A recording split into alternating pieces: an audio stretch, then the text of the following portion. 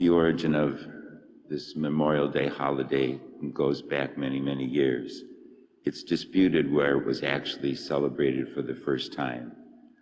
But regardless of that, I think the best is the fact that a group of women had a special day where they went and put flowers on the graves of the Confederate soldiers who had died. And one of them said we should also go and place them on the graves of the Union soldiers who died, because they were someone's father, someone's brother, someone's son. And so they did, in a great act of harmony. They put flowers on the graves of both sides of the Civil War. And I think to me, that's what this is all about, that America is a great country, but it's a great country because God created it. It's a great country because God gave us this land and to do His will. Freedom means doing the will of God. And unfortunately, there have been enemies, and we have been at war, and even today we are at war, aren't we? Not even in our own land because of terrorism. We never know where it's going to strike. And so we can be afraid. Jesus in the gospel says, take courage, I've conquered the world. When he speaks of the world in this sense, it's a sign of sin and death.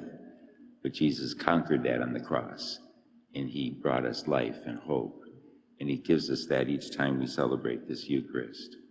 We remember with thanksgiving today all of the men and women who did die in war, from the many wars we've been engaged in, and even to the present day in the Middle East. And we ask God to give them eternal peace, because they made the ultimate sacrifice so that we could be free. And that freedom is not just to do whatever we want, but it's to do God's will for us. And so we honor the dead by praying for them, and by trying to live according to the freedom that they fought for, the freedom that comes from God. And today we remember not only those men and women, but all the people who survived the wars, who came home, all those who were left with other kinds of wounds, mental and emotional wounds because of war. We remember them.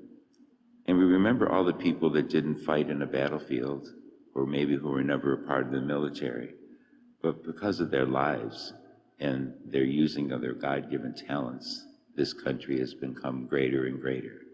And we need to give thanks to God for all those people too, who give themselves each day of whatever work they do, be it in medicine or in science or in production, to enhance our country, to provide jobs for people.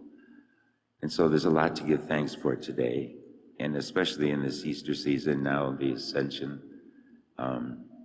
Give thanks to God that He has given us hope for eternal life.